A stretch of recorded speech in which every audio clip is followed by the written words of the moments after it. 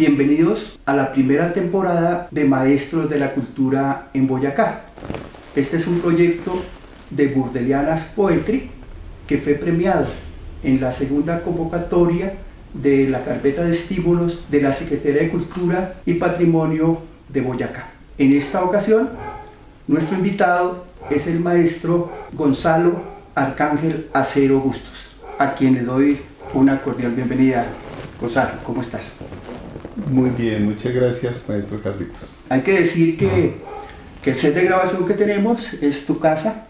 Estamos en tu casa, taller. Ya vamos a hablar de eso también, de cómo has venido transformando este espacio y demás.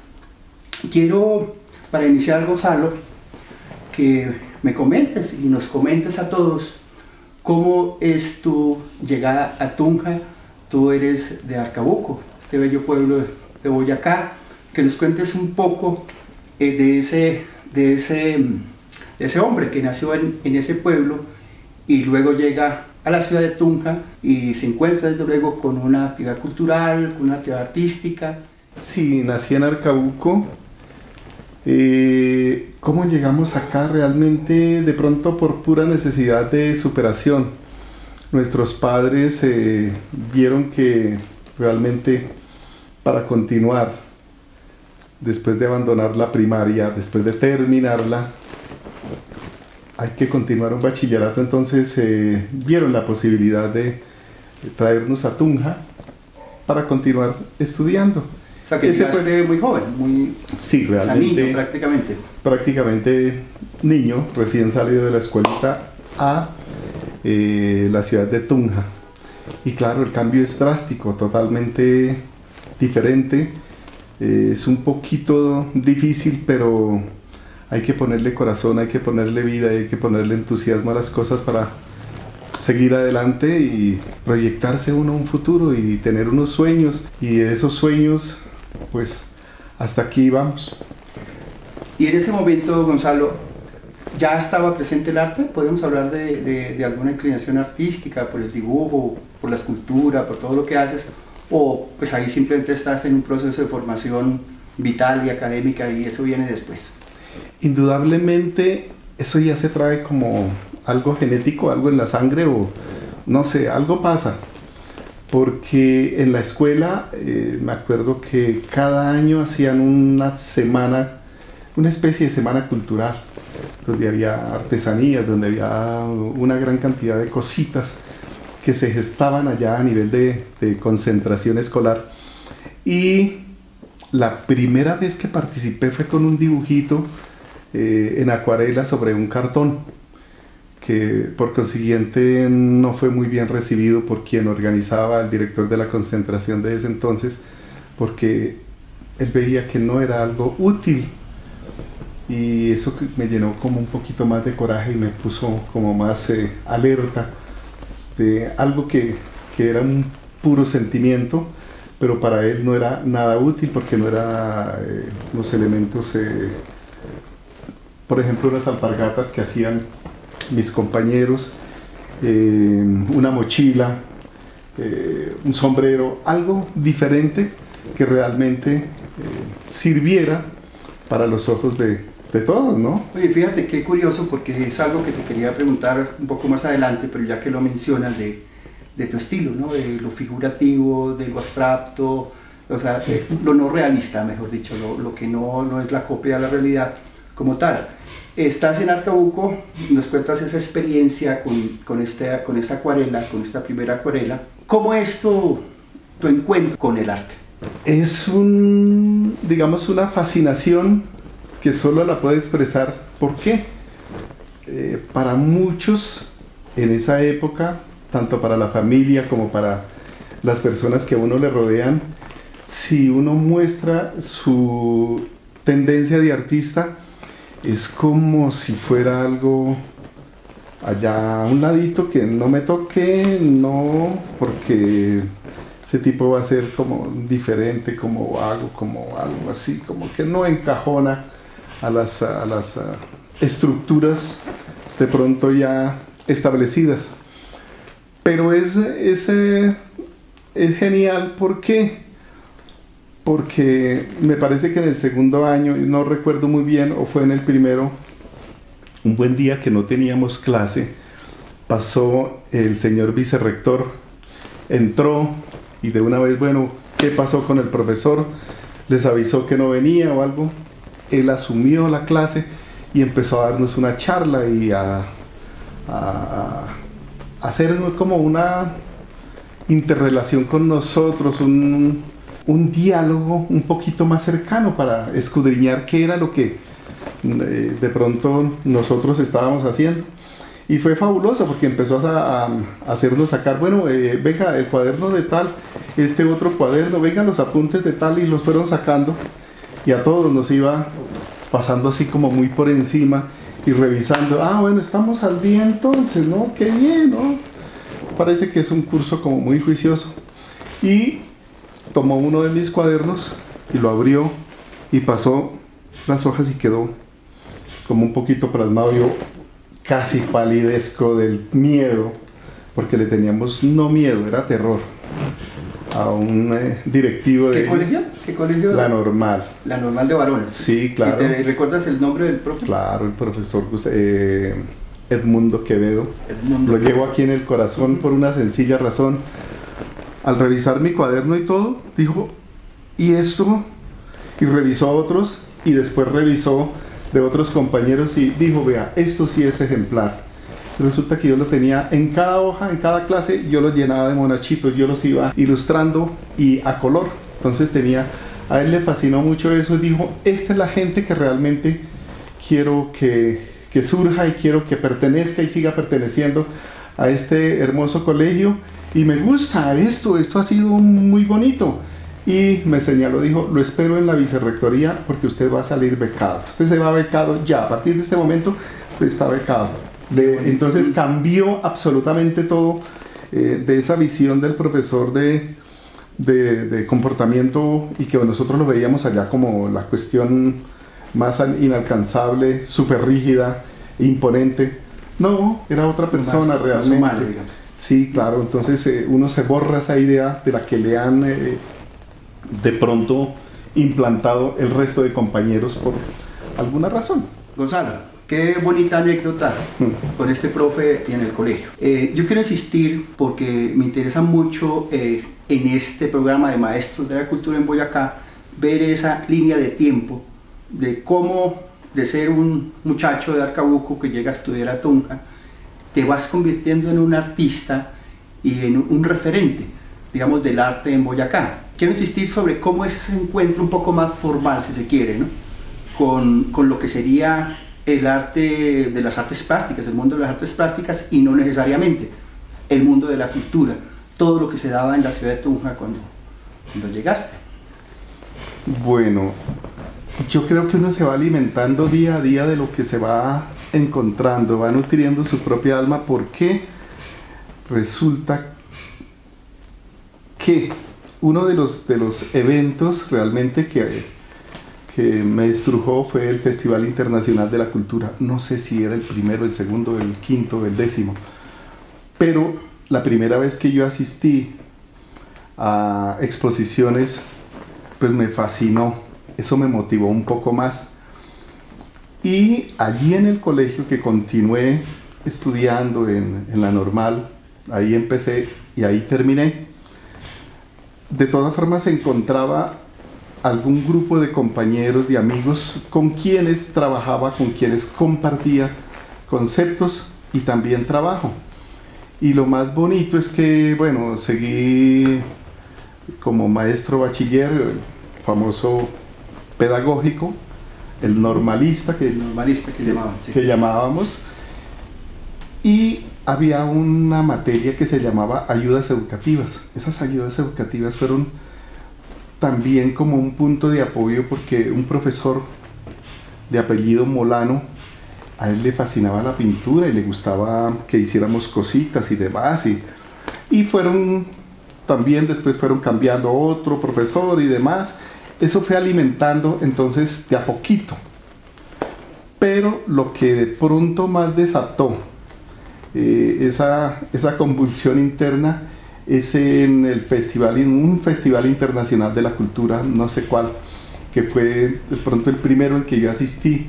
Vi una buena cantidad de exposiciones y la mayoría de expositores eran de fuera de Boyacá.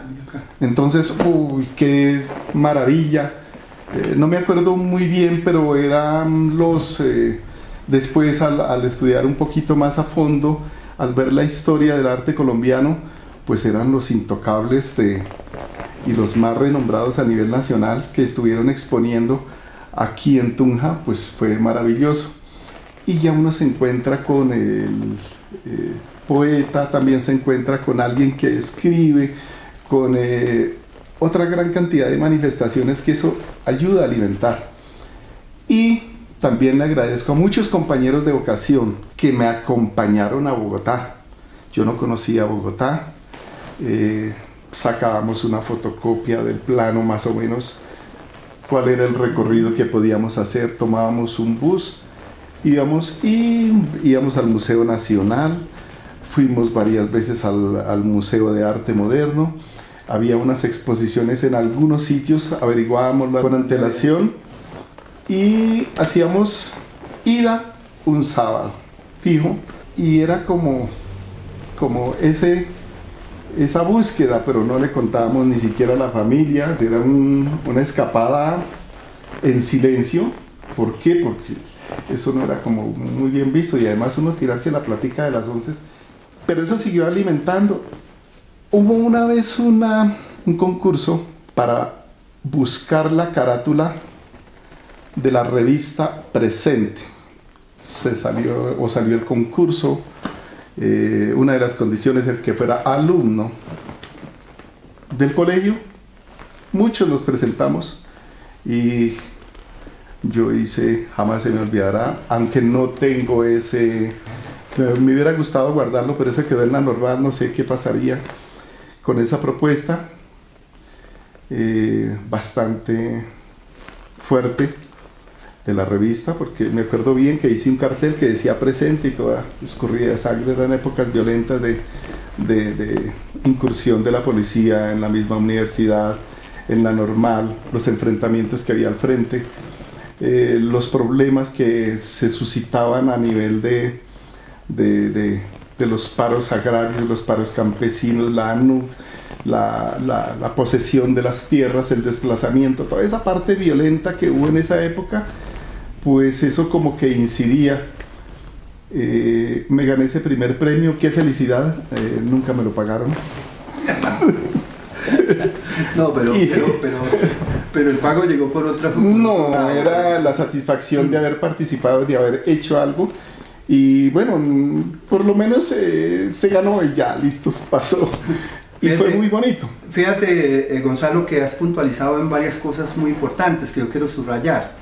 Una, por ejemplo, lo que brindó sería Semana Internacional de la Cultura, o ya sería Festival Internacional de la Cultura, no sabemos exactamente qué, pero la importancia de ese tipo de eventos, claro. Digamos que iba a saber que eso iba a hacer que un artista en formación como tú se pudiera alimentar, ¿no? de lo que trajeron para esa versión del festival que mencionas. Primero. Segundo, la importancia del estímulo, en este caso del concurso para la carátula de la revista, y de ganar, ¿no? Porque es la seguridad de saber que lo que uno plantea, a pesar de que me puedo imaginar cómo podría ser esa carátula, porque conozco tu trabajo, porque ese planteamiento sobre la realidad social ha seguido vigente en tu obra, ¿no? O sea, hay muchas obras donde tratas incluso muy directamente temas que tienen que ver con la sociedad colombiana y con la violencia y con graves problemas que vivimos.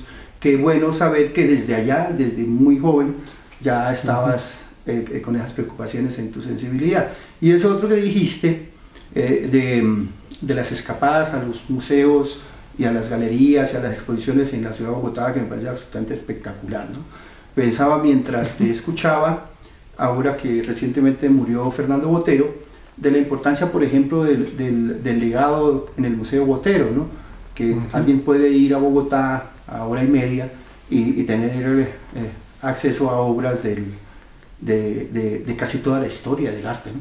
en el legado que dejó Botero ahí, cosa que en el momento que comentas no era posible, ¿no? Ahorita sí es posible y seguramente mucha gente lo habrá aprovechado, y ojalá lo aproveche, ¿no?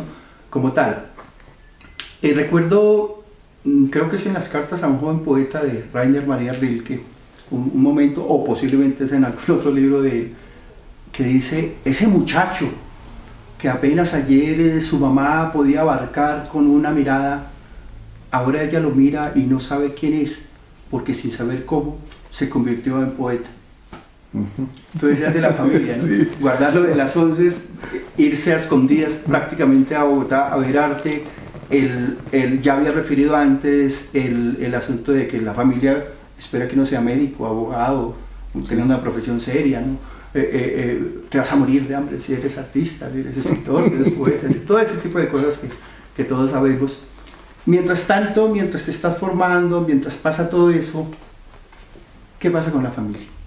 Bueno, hay algo interesante que creo que eso también fortalece el continuar, es que mi familia jamás se opuso, ya lo ven como algo muy normal, como que al chino no hay que fregarle la vida, hay que dejarlo que haga, y uno sigue haciendo, sigue rayando, sigue pintando, sigue haciendo cositas, y yo veo que espiritualmente tengo un apoyo. Eso para mí es... Pero en ese primer momento, ahora que tienes una obra consolidada, sí, pues es casi que natural el apoyo, pero cuando eso era un poco más abstracto, un poco más vago. Claro, pero no vi el rechazo ni ese alejamiento de pronto de que se tratara de suspender, de poner una barrera. No, algunas cositas que uno es muy meticuloso en guardar, en coleccionar y demás, que desaparecían porque para ellos sí era como un estorbo y una basura. Bueno, normal, pero eso yo lo entendía. Ellos no lo veían así porque su sentimiento no era, pero tampoco nunca entramos en conflicto, ¿no? Fue muy agradable, realmente fue apacible. Y ya después del bachillerato es cuando empieza la parte más fuerte, y es cuando ya tomo la decisión, primero para defenderme en la vida, estudiar algo, para poder trabajar algo que me dé recursos para sostener la parte artística, la parte que me gusta. Tuve la gran fortuna de trabajar con la Secretaría Departamental de Salud, presenté un concurso, lo pasé, ingresé, después me fui a estudiar una tecnología y al mismo tiempo, como era en Bogotá, aprovechar la oportunidad de estar allá. Entonces la visita a los museos y a las exposiciones fue completa, constante. Luis Ángel Arango, Museo Nacional, Museo de Arte Moderno, galerías, cualquier evento no me lo perdía.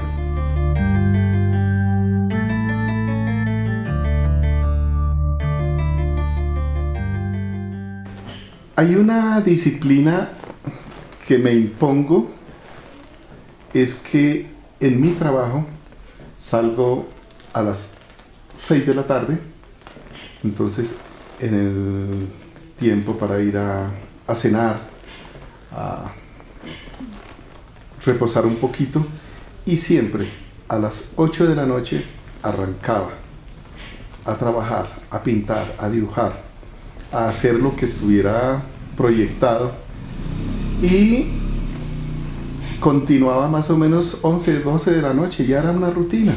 Pero estamos hablando del muchacho recién salido del colegio. No había otra forma, yo no podía pintar en el momento que estaba en la oficina o que te estaba atendiendo, haciendo las labores de salud pública, mi trabajo, porque era totalmente aparte, jamás lo mezclé.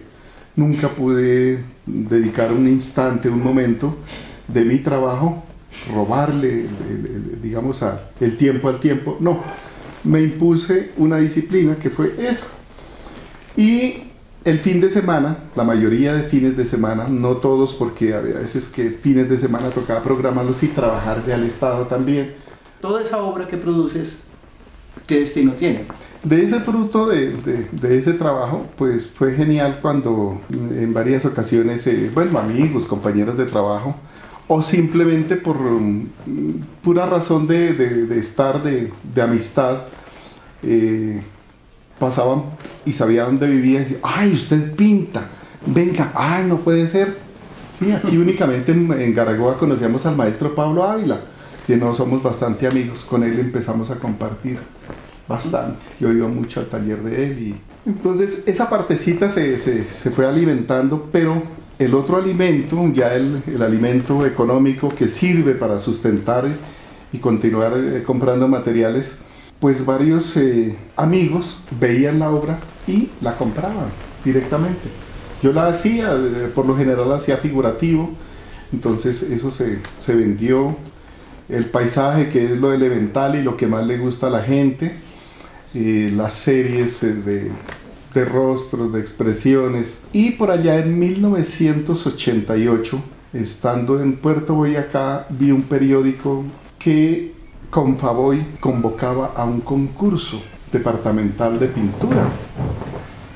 Entonces llamé a mi hermano menor y le dije, vea, yo tengo unos cuadros allá, escoja este cuadro, revíselo, se titula así, llévelo a Confavoy y lo inscribe. Y como a los 8 días me llama, me dijo, sí sabe que usted ganó el concurso.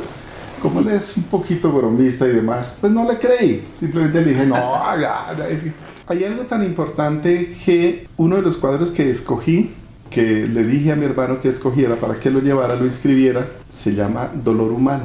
Pues era continuar como esa narrativa pictórica de lo que estaba sucediendo en el momento en el país. Y que continúa sucediendo, ¿no? Sí, entonces, supongo que son finales de los 80 ya. Correcto. Entonces, 90, esa partecita como que después, no sé, al año siguiente o a los 2 años, algo así, seguí presentando, seguí participando, gané 2 concursos más y al otro me sacaron porque ya era suficiente. Fuera de concurso. Bueno, pero esa presencia, digamos, que empiezas a tener, ¿no? En el medio artístico una buena motivación de la ciudad, seguramente llama la atención de lo que podemos llamar colegas, otros artistas, que también estaban seguramente concursando, seguramente en el espacio, o que ya tenían más reconocimiento, más trayectoria. ¿Recuerdas el encuentro con ellos? Pues sí, nombres, ahí empecé en esas exposiciones ya a conocer, ya me invitaron a exponer. Ahí es cuando encontramos una buena cantidad, me di cuenta que Tunja era un hervidero realmente de artistas, entonces ya encuentro ahí fotógrafos, bueno, nombremos a Lucho Buitrago, los hermanos Aguirre, también a Roberto Orrú como fotógrafo, y hay una buena cantidad de amigos y colegas que uno empieza a encontrar ahí, a Josué Carantona, Alberto Mota, Alberto Rincón, bueno, se me pasan una buena cantidad, pero fue muy agradable, fue muy constructivo y digamos encontramos una fuente donde esparcir conocimientos, adquirir de allí, compartir.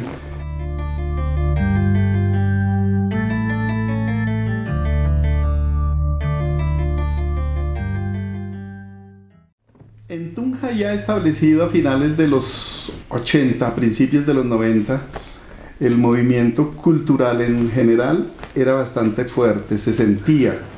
Entonces, por lo menos en la parte plástica, teníamos bastante interrelación también con escritores, con, digamos, gente de renombre y de ya mucha trayectoria, que es parte también de ese alimento que uno va recibiendo. Los que ya tienen bastante recorrido participan y como que también dejan ingresar.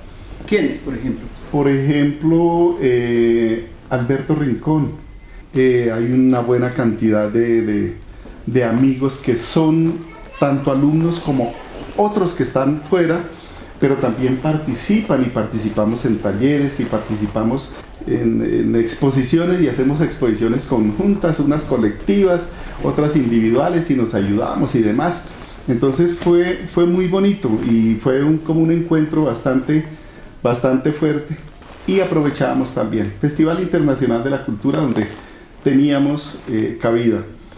Pero había otro tipo de movimientos y participación del Estado. El Banco de la República hacía una convocatoria a nivel departamental y, lógico, si nos presentábamos 200 y seleccionaban a 40 o 30 o 10 nomás, el resto eran rechazados. Entonces surgió la idea de hacer el famoso Salón de Arte Rechazado, donde teníamos una acogida espectacular que superó precisamente a lo que organizaba el Banco de la República, y fue muy bonito. Y también de ahí surgió, de esa época, finales de los 80 y principios de los 90, de hacer nuestra Asociación de Artistas Plásticos y Visuales de Boyacá.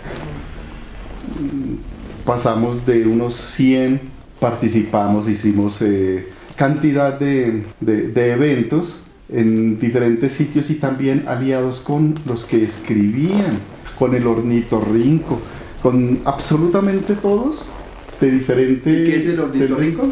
El Ornitorrinco es un programa especial que sacó Abel Martínez junto con Gustavo Quevedo, con Lucho Buitrago, con Josué Carantón, bueno, con otros, con un buen grupo nutrido de artistas, y era un programa radial, pero también esos programas fueron impresos en varios tomos y fue genial.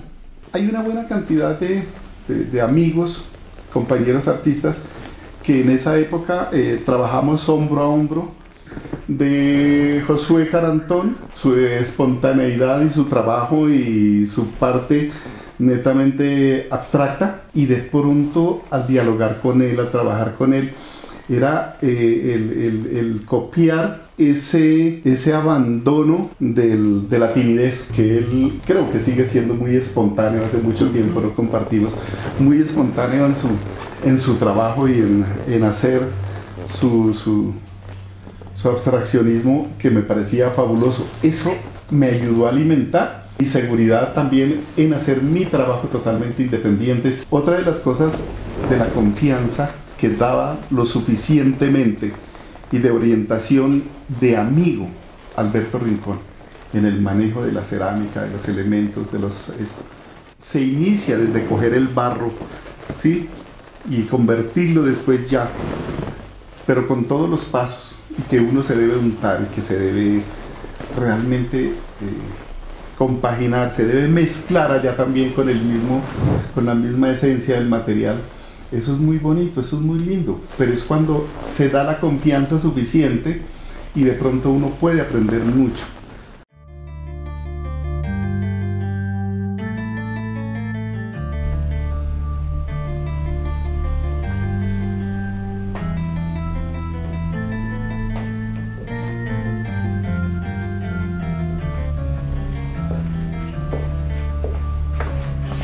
Comenzamos este recorrido por tu casa, galería, con una obra sobre lienzo de gran formato. Cuéntanos. Bueno, fue a principios de los 90 que hice una serie de obras, entonces quise sacar un formato de 1,50 por 1,80 y en óleo. Son aproximadamente unas 20 obras que hice de ese tamaño y muy por ese estilo. Esta obra sí se quedó en casa, afortunadamente. Le gustó a mi novia de ese entonces, que es mi esposa, y de una vez la apartó. Las otras obras reposan en colecciones privadas. Pues fue un momento como muy difícil, muy atípico, muy diferente para este tipo de obra que hice, porque fue una serie que rompió absolutamente todos los esquemas figurativos de paisaje y demás que tenía y que venía haciendo. Entonces fue como una época, una temporada, el inicio de los 90, con este estilo de pintura. Bueno, pasamos de este óleo de gran formato a otro tipo de propuesta. Vamos a ver acá, no sé exactamente qué técnica es, ya Gonzalo nos contará. Bueno, esta obra es óleo sobre madera. ¿Qué quise representar? Cambiar el formato siempre con aristas o siempre cuadrado o rectangular, bueno, y tratar de hacer como una especie de monedas. Entonces este tiene doble cara y por lo general se trabajó en esta cara está a la espátula, impresionismo. Y los otros tienen también exactamente lo mismo. Hay momentos que uno debe untarse, entonces dactilar, la pintura dactilar o con pincel, y también está hecho sobre madera. Esta también es sobre y madera. También tiene reverso, ¿no? Sí, también, sí, indudablemente. Hice una serie de diferente tamaño, ¿sí? Que todas tienen diferente mensaje también.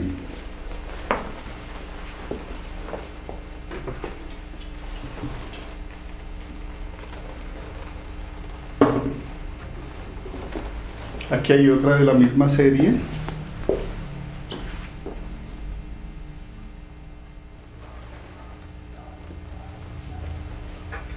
Bueno, y en términos de técnicas, títulos, referencias. Bueno, esta que está enfocando en este momento es más bien como un ensamble referente a nuestra violencia, que siempre ha sido la constante en nuestro medio. Entonces son vainillas de bala, ¿sí?, que están impuestas ahí. Y de esa se llama, ese título de 3 palabras: disparar, disparar y disparar. Están las vainillas de bala y por la otra cara la roja que tiene. Es un relieve más o menos mostrando algo de dolor, un poquito confuso, un poquito oculto y un poquito de miedo, que está ahí medio soterrado. ¿Qué obra es esa, Gonzalo? Bueno, esta obra es un ensamble de maxilares de bovino. Su título es Sonrisas.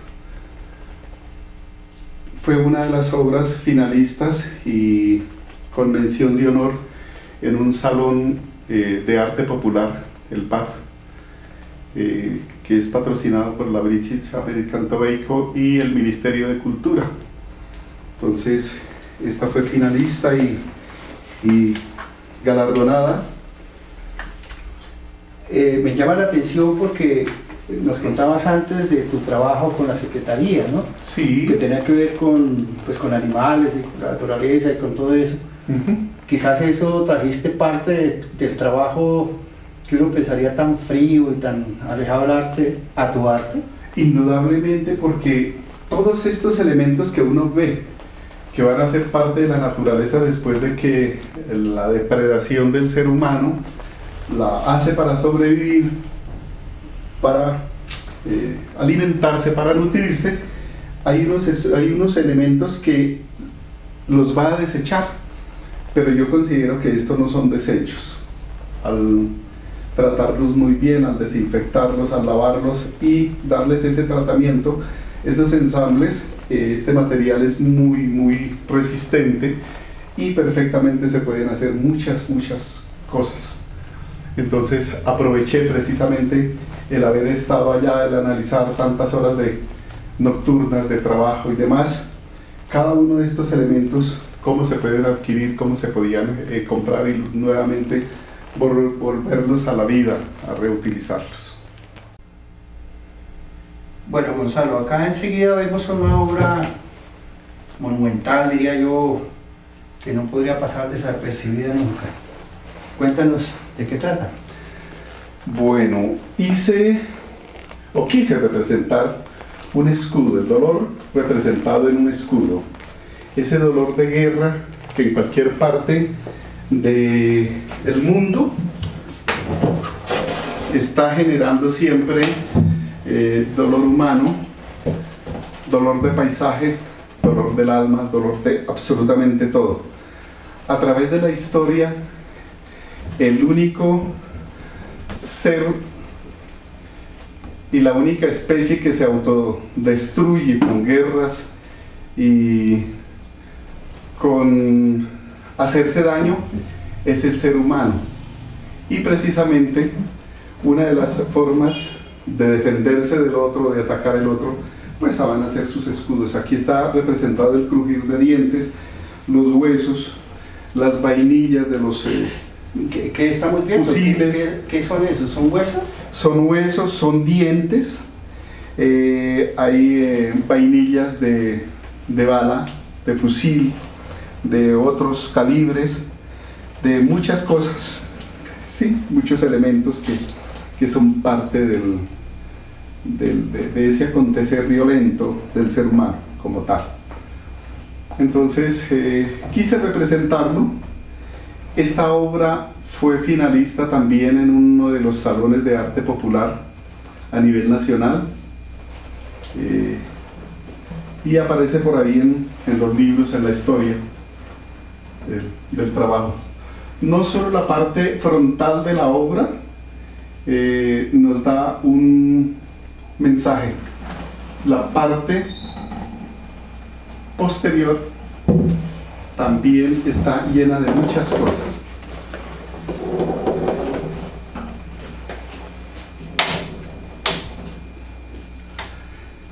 El título de la obra se llama Juego de supuestos humanos, fue realizada en el 2006, entonces hay una buena cantidad de elementos que fueron incluidos y bueno, participó y le fue bien y esa quedará para la posteridad. Todos los elementos pues son parte de esa vida cotidiana donde la música de fondo, el licor, cualquier otro elemento, cualquier símbolo, hasta un termómetro nos puede decir del ámbito y de la vida de cada uno de los momentos del ser humano como tal y por qué esa guerra y esa autodestrucción. Bueno, y aquí llegamos quizá a una de tus obras más impactantes. Yo tuve ocasión de verla quizá en el Museo de Arte de la UPTC hace muchos años y me llamó mucho la atención pues el material sobre el cual está hecha, si es que se puede llamar así, ¿no? Que creo que son escrotos de toro. Sí, correcto. Cuéntanos que... Maestro Carlitos, esta obra fue precisamente también el conseguir uno a uno de estos elementos y escogerlos antes de que el toro fuera llevado al matadero, o llevado al matadero en pie, se le decía al faenador o al que iba a transformar que los apartara precisamente para poderlos después procesar y hacer el ensamble. Estos son una crítica que se hizo por la comercialización de todo. Entonces, enfocándolo como si fuéramos bueno, seres común y corriente, estos fueron pectorales. Se hizo la exposición, fui invitado a la exposición que se hizo en la Universidad Pedagógica y Tecnológica de Colombia, y de las obras que allí los diferentes participantes presentamos, seleccionaron para el Salón Nacional de Artistas unas pocas. Entonces yo fui seleccionado para ese Salón Nacional de Artistas. Esta se llama Pectoral para la vaca que más defeque. Hay otras. Este es otro pectoral, también enfocado ya a la crítica del comercio, donde todo lo femenino, lo masculino, la comida, la ropa y demás, todo enfoca a los traseros, ¿sí? A las colas, a los derrier, a todas esas cosas. Y otra que es del mismo estilo y de la misma época y pertenece a la misma exposición seleccionada para el Salón Nacional de Artistas es esta. Siempre los atributos femeninos son presentados como esa arma de guerra para poder vender absolutamente todo. Y yo lo quise adornar con pezones disecados de vaca.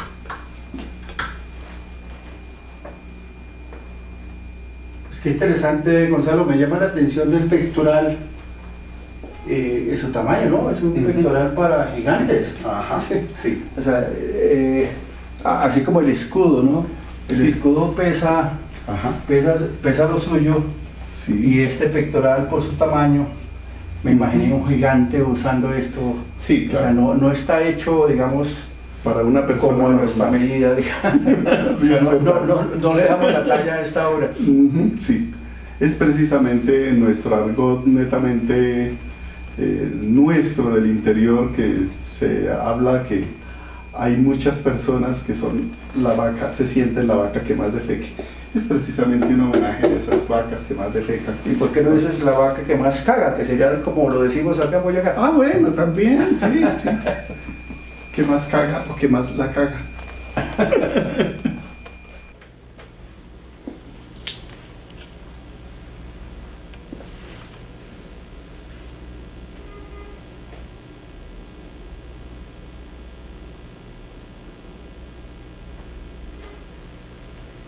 Bueno, Gonzalo, hemos cambiado del salón en el cual estábamos a lo que es la cocina de tu casa, ¿no?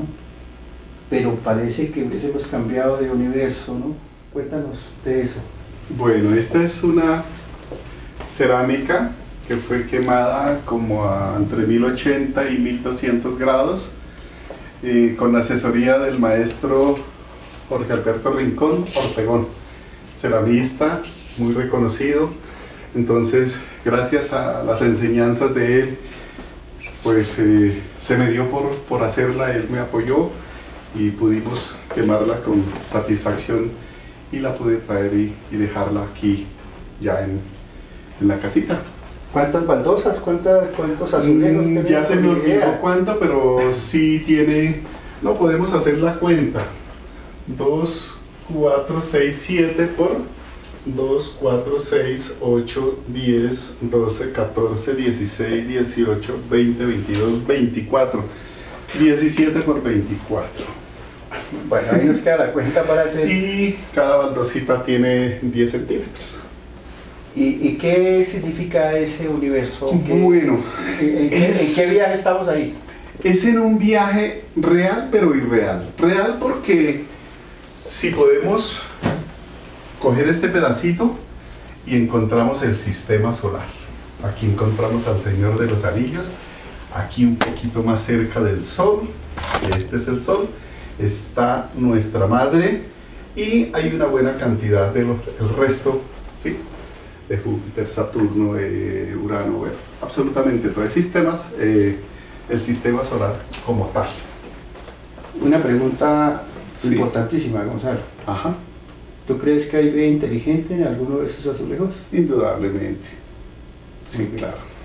Otra cosa importante aquí, este pedacito tan chicorio también quise representar aquí en cada uno de estos puntos. Eso no se hicieron a la ligera ni por manchar, tienen unas medidas específicas y esto es la Vía Láctea.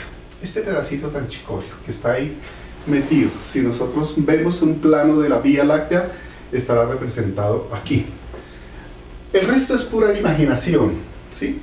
De los agujeros negros, de algunas otras galaxias, de mucho sueño que puede existir, pero también existe en la imaginación.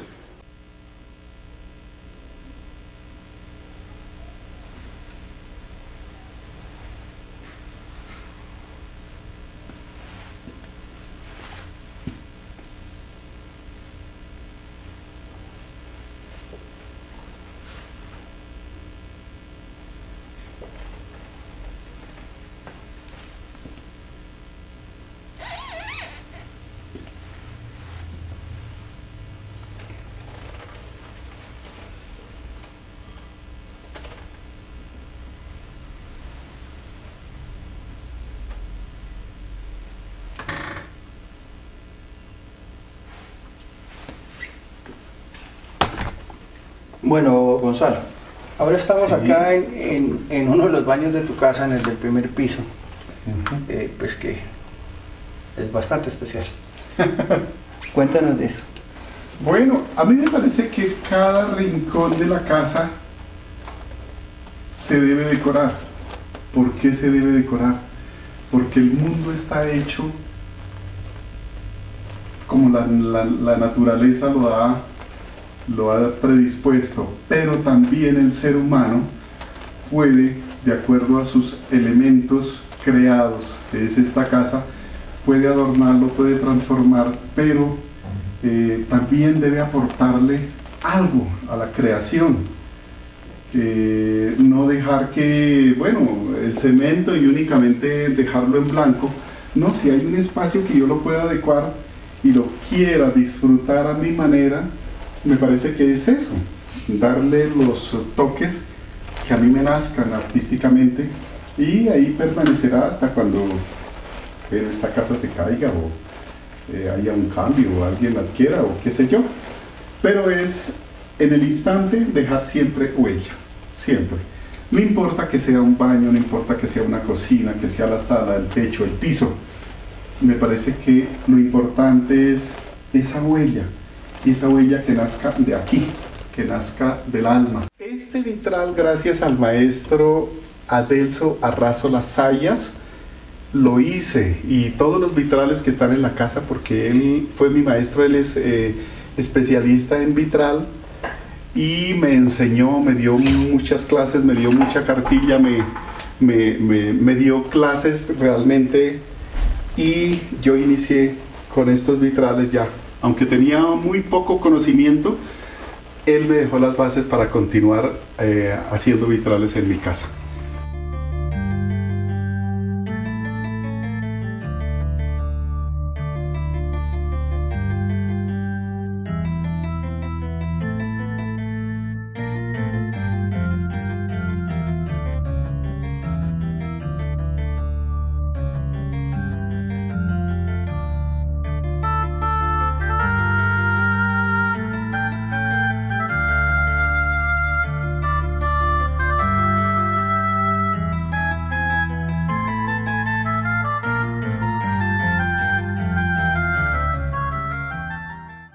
Bueno, estamos acá en una de las habitaciones principales de la casa, es una de las alcobas,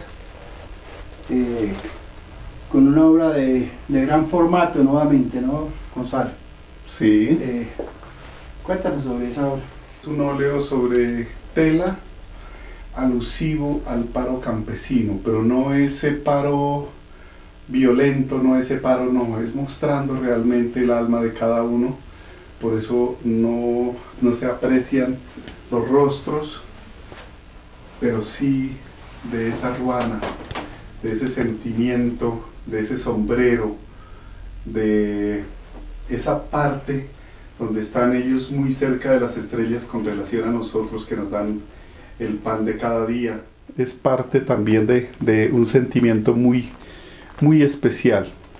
Sin ellos las ciudades pues no serían como muy viables, y tampoco nosotros podríamos subsistir, quienes no vivimos, quienes no trabajamos y quienes no conocemos o conocemos muy poco de agricultura y de ganadería.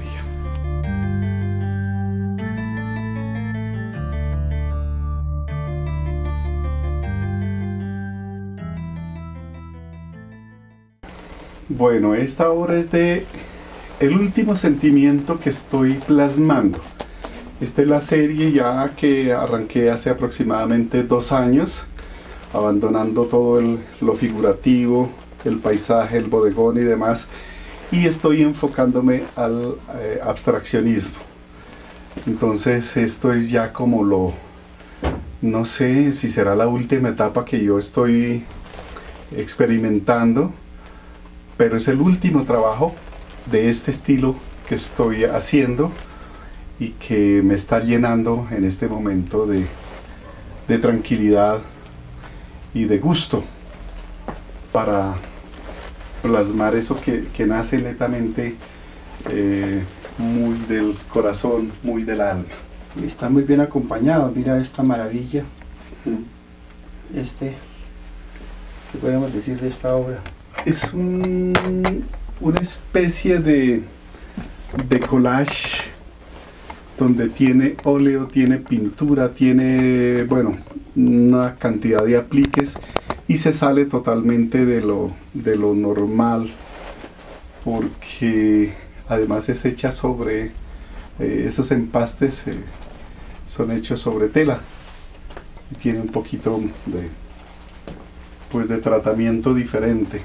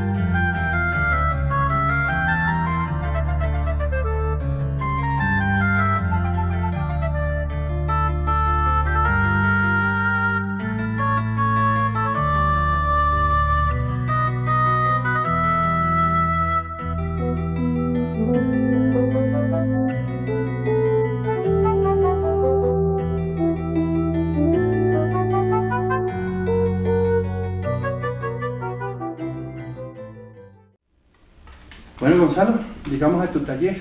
Aquí es donde puedo ensamblar, puedo pintar, puedo dibujar, puedo imaginarme muchas cosas, puedo bocetear. ¿Y cómo sería un día de trabajo tuyo?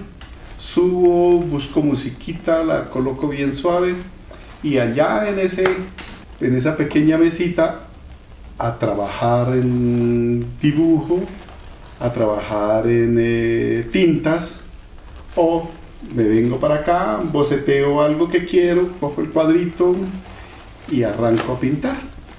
¿Listos? No hay una medida de tiempo.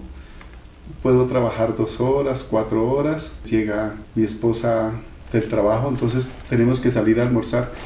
Pero fue un momento agradable el estar pintando porque se pierde uno en el tiempo. Bueno, Gonzalo, quizá Sí. de forma arbitraria, Ujú. y también por cómo se titula esta primera temporada de Maestros de la Cultura en Boyacá, Sí. ¿cómo asumirías, si es que lo asumes, ese título de Ujú. maestro? ¿Y qué le dirías a las generaciones actuales, a los más jóvenes y a las futuras? Pero yo no me considero maestro. Suficiente con que sea Gonzalo Arcángel y que la pase muy bien y que siga pintando, que siga aportando y que me siga gozando este paso tan corto por la vida.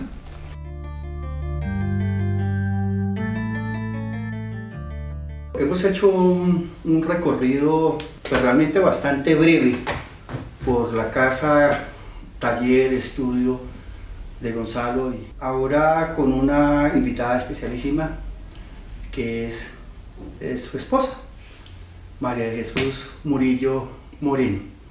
Te quiero preguntar, María, ¿cómo es vivir con un artista como Gonzalo? ¿Desde cuánto hace que lo conoces y que convives con él? ¿Y qué tiene que ver todo ese amor en su obra, que es una obra además muy llena de sentimiento? Bueno, lo conozco aproximadamente desde, creo, del año 1992, cuando solíamos asistir, porque en la época una de las actividades que más hacíamos con las amigas, a pesar de que yo estaba trabajando, era asistir a todos estos eventos donde hubiese manifestaciones artísticas. En una ocasión estuve en una exposición llena de color, y estaba viendo un cuadro precisamente por el color tan intenso, y una amiga me dijo, ¿quiere conocer al artista? El artista no era nada más y nada menos que el maestro Gonzalo Arcángel Acero Bustos. Intercambiamos algunas palabras, lo felicité y así pasó en varias ocasiones. ¿Le gustó? No era que le acompañase, sencillamente íbamos y nos encontrábamos. Después ya lo seguía, ya me encantó su obra, lo seguía al artista, no al hombre, al artista. Pasado un año se fusionó el hombre con el artista y pues por supuesto ya nos conocíamos un poco mejor como personas, y entablamos una relación sentimental y empieza otra historia. ¿En esa nueva historia siguió siendo así o el hombre es uno y el artista es otro? Sigue porque amo al artista y amo al hombre y me encanta su obra, me encanta la pasión que él tiene en lo que hace. Hemos coincidido en que por mi profesión, que me encanta también... ¿Cuál es tu profesión? Soy física y por ende algo que me apasiona la naturaleza, a él también le apasiona la naturaleza. Conociéndolo, más de 10 años como novios, la verdad. Todo ese tiempo. Unos 14 años como esposo. Vivir con un artista es vivir con cualquier otra persona de otra profesión. Solo hay que respetarle su quehacer y funciona, la verdad. Es un buen compañero de vida. Vivimos en sana convivencia, no tenemos dificultades, él tiene su proyecto, yo tengo el mío, pero tenemos un proyecto en común y lo llevamos en común. ¿Gonzalo está de acuerdo con eso? Si ella lo dice, me toca, estoy muy cerca para defender.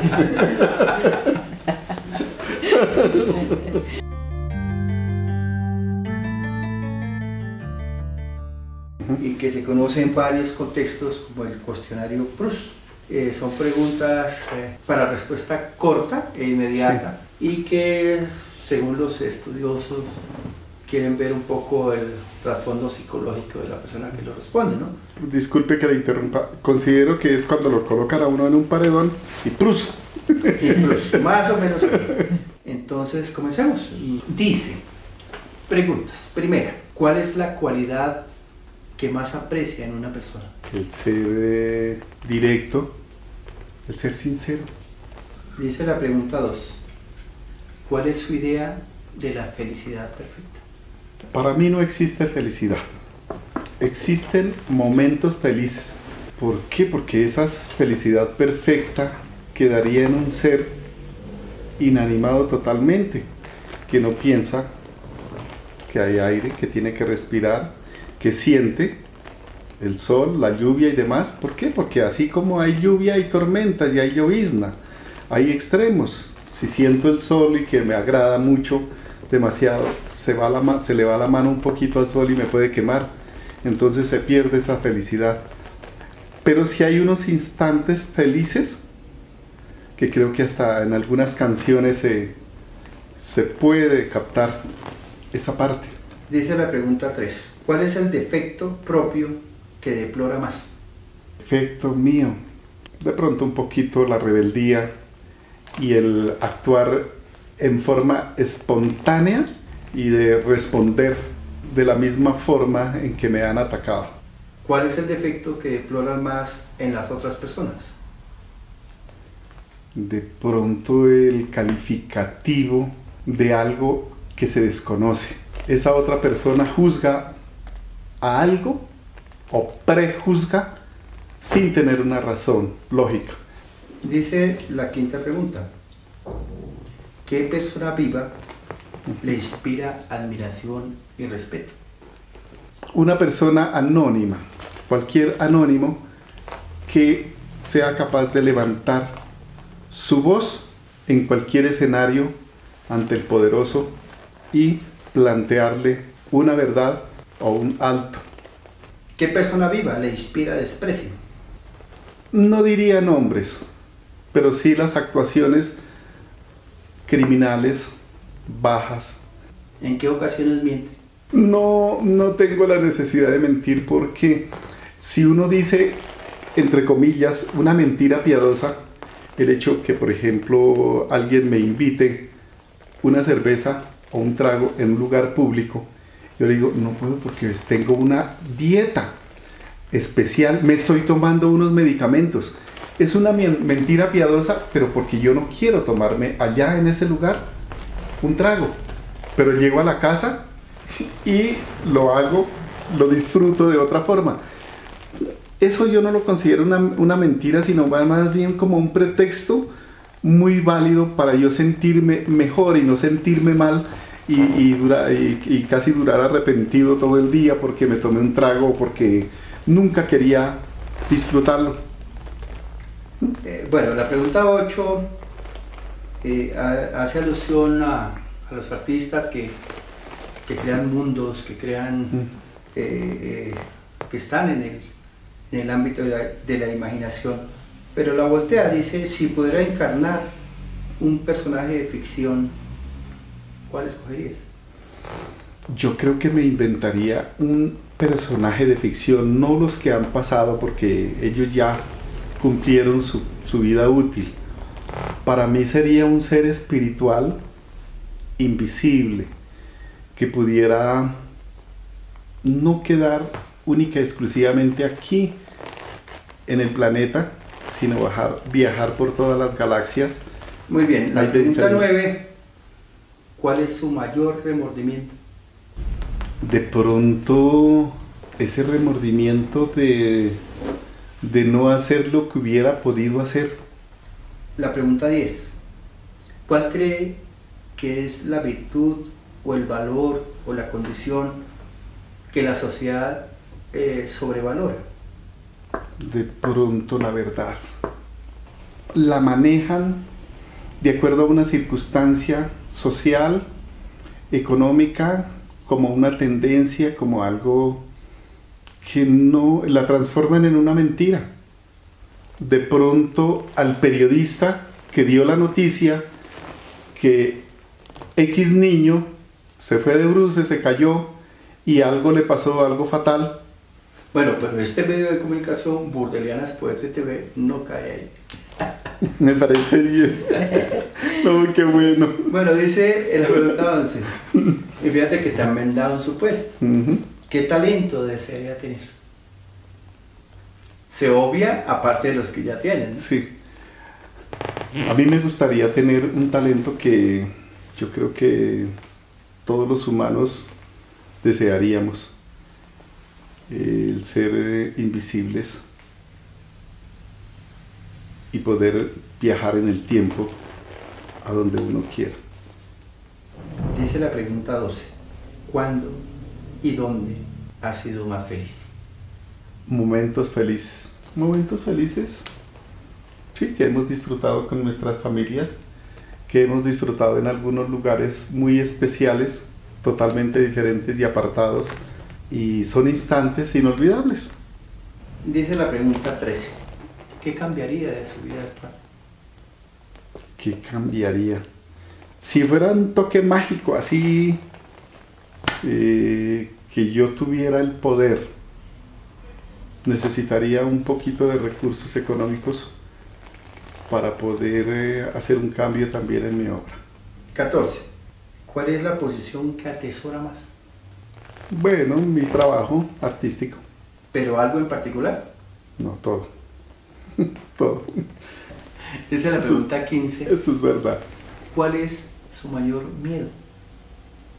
Miedo. Yo creo que a estas alturas de la vida ya no tengo miedo. ¿Por qué? Porque yo considero que ya después de los 50 uno debe perder absolutamente el miedo y la vergüenza. Total, de lo contrario no ha madurado. Dice la pregunta 16. ¿Cuál es su mayor logro? Estar vivo y sentirme bien por lo que estoy haciendo.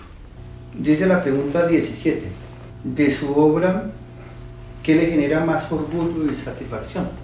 El orgullo y satisfacción de que mi obra la conozcan, les guste a quienes la observen, que la disfrutan de pronto tanto o un poco más de lo que yo la disfruto al haberla hecho. Dice la pregunta 18. ¿Qué libro se llevaría a una isla desierta? No podría decir que el título lo sacaría a la tapada, porque no puedo llevarme un libro que ya haya leído. Si me voy a una isla desierta, tengo que llevarme algo nuevo para poder disfrutarlo de tal manera que no tenga que simplemente ir a repasar una historia que ya sé. Dice la pregunta 19. ¿Cómo le gustaría morir? Sin dolor. Y la 20.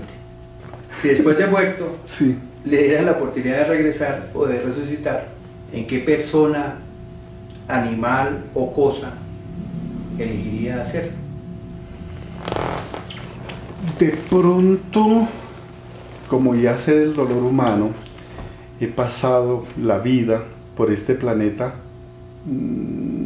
llegaría en un ser inanimado. Si fuera en un metal, me gustaría el oro. Si fuera de pronto en acero, ¿no? Es que acero ya tengo el apellido, entonces es suficiente. Ya he pasado por ahí. Serías Gonzalo Oro en la otra. Oro, sí, claro.